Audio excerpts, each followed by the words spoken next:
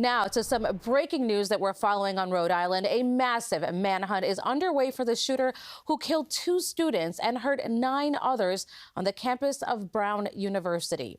Providence police have just released new video of who they believe that suspect is. You can't see his face, but you can see him walking down the street in black clothing.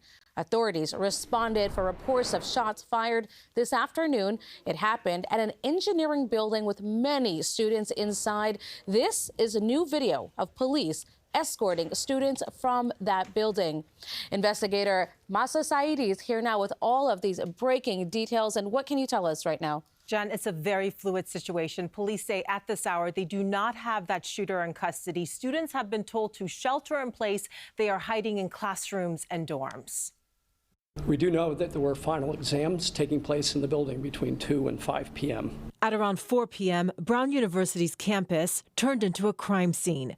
Providence police say shots were fired on the first floor of the engineering and physics building. It happened inside a classroom in the middle of finals. 2 killed, 8 critically injured. Late tonight, Brown University's president said those victims were students. The FBI, alongside local authorities, now canvassing streets and searching buildings and cars. We're utilizing every resource possible to find this suspect. Preliminarily, all we have is a suspect that was a male dressed in black. Deputy Chief Timothy O'Hara says the shooter exited the building on foot. It's unknown how he got in. Late tonight, police releasing this video of the man who they identify as the suspect exiting the building. Most of our buildings after hours are card swiped, but since there was a final exam, there was probably a lot of traffic in and out of that building. I was walking over here and I saw police cars just rushing by, like more and more coming. The Ivy League school, home to roughly 10,000 students.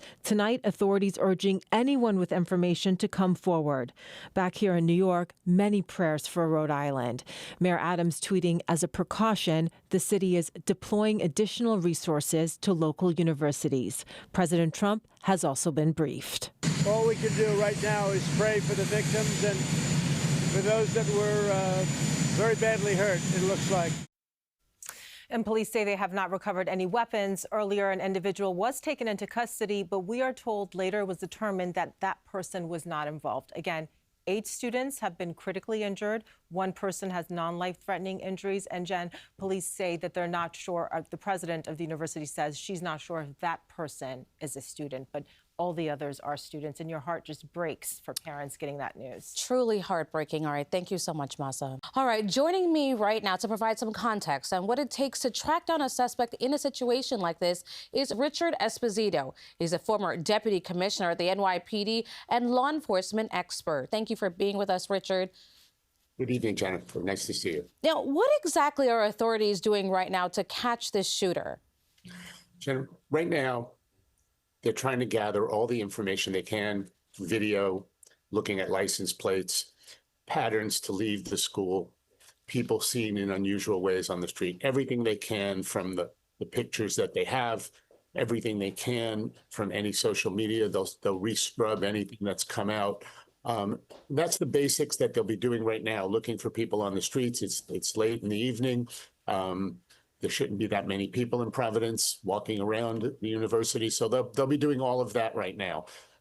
And we just saw some video there of what appears to be the suspect from behind. But on a campus like this, there are probably lots of cameras around. Any idea why they haven't been able to zero in on quite who the suspect is just yet? Well, as you know, we don't know what they've quite done yet. We know what they've released. We don't know what they're doing. You can be sure they're getting as much video from as many cameras as they can on the campus, on routes on and off the campus. And you know Brown University will have a lot of perimeter cameras around it. So they're probably still looking at that. They've got the FBI up there now, local police, state police. So they'll put all of those resources to work.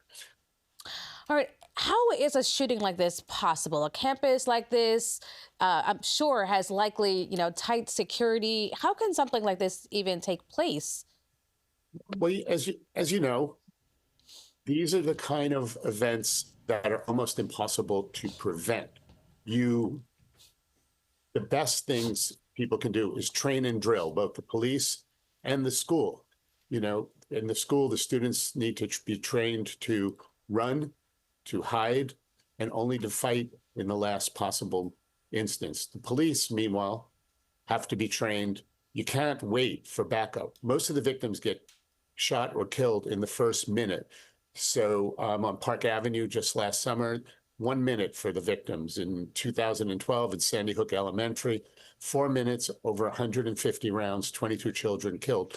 So if you suspect unusual behavior on a classmate or anyone, you should report it to authorities, but it's very hard to predict a one-off incident.